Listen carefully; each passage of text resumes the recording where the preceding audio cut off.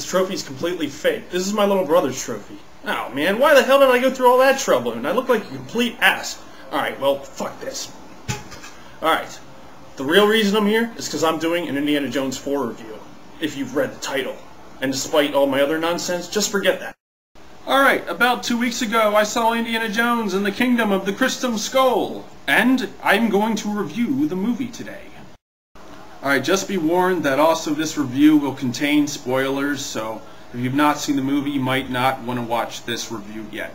Now, this is only my opinion, so if you guys, I'm going to be saying some good things and some bad things about it, so if you guys are not fans of bad or good things, and if you guys are going to take it too seriously, then go away now! So you have been warned, so do not get all pushy and stuff. It's just opinions, that's all. Okay. Overall, I thought the movie was okay, I guess. It wasn't spectacular, it wasn't great, it wasn't terrible.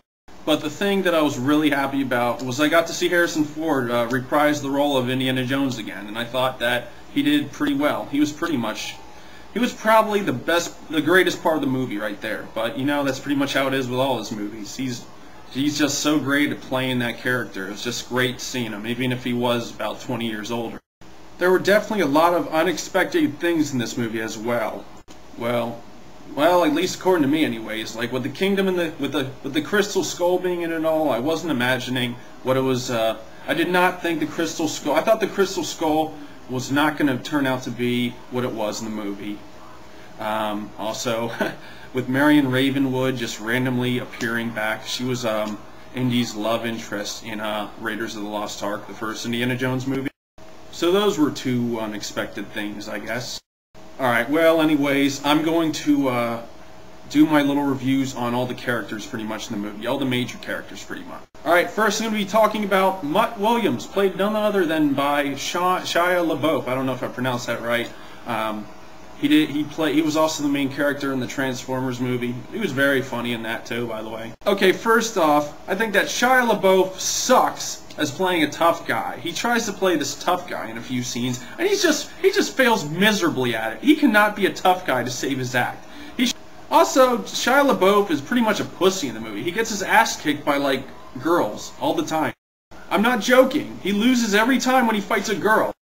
First, they're in this bar, like, and then he attacks this, like, jock, and then the jock's girlfriend slugs him in the face and pretty much owns him right there. And then when he's fighting Dr. Irina Spalko, played by Cate Blanchett,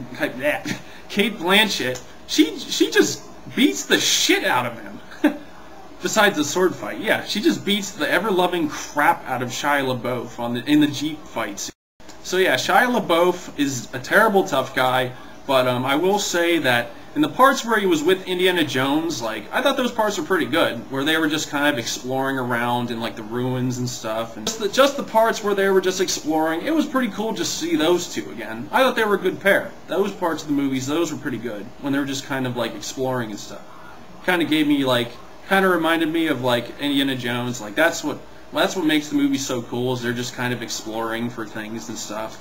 Sort of like in the older movies, too, and stuff. And then the fact that that Mutt Williams is Indiana Jones's son, and that, like, he's also he's the son to Marion Ravenwood too. Of course, also in the movie, it's kind of a little awkward because, like, Indiana Jones and when Indiana Jones and Marion Ravenwood never really explain, like, when they did it. Like, when did they ever have, like, sex, and how did they just get this random kid all of a sudden? Like, it's never really explained in the movie. Although, I don't know, maybe they just didn't want to go do all the, I don't know, maybe they wanted to leave out the dirty details, I suppose.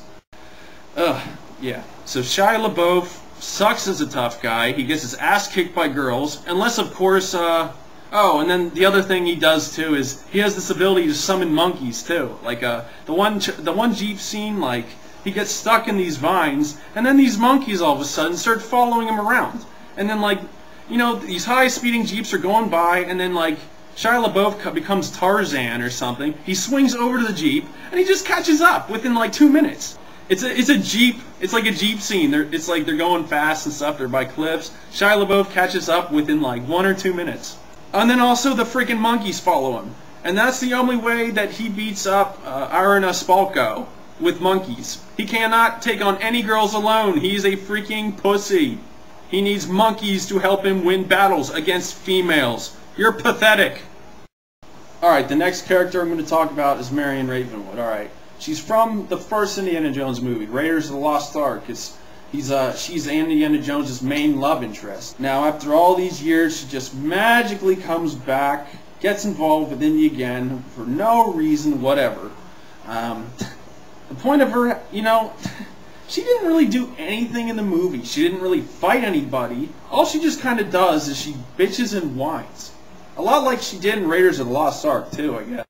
Really, though, I think they shouldn't have even bothered putting her in the movie, though. I just think that she was a complete waste of space, really. Yeah, well, that's just my opinion, though. She was just in there, just annoying everybody, I think. That's just my opinion, though.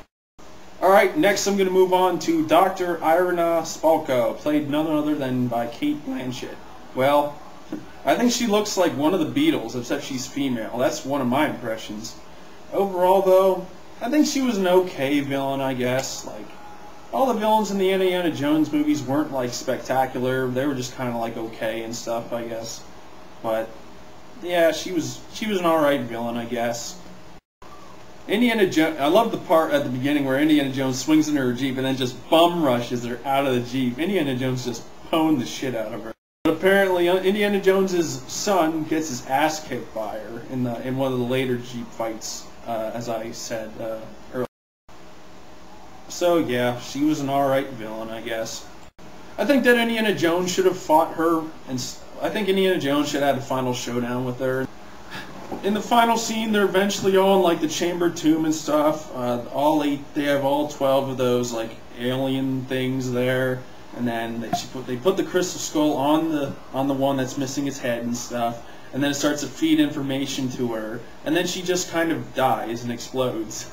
As my friend Ryan put it when I was talking to him on the phone, he said it was a combination of, like, it was a combination of all three movies with all the death scenes, I guess. It was like a combination of the scene at the end of Raiders of the Lost Ark where everybody melts, and then it's a combination of all the guys getting eaten by alligators, and then it's like a combination of drinking the wrong Grail in Indiana Jones and the Last Crusade. I don't know. We just kind of made a joke out of that. It was like a combination.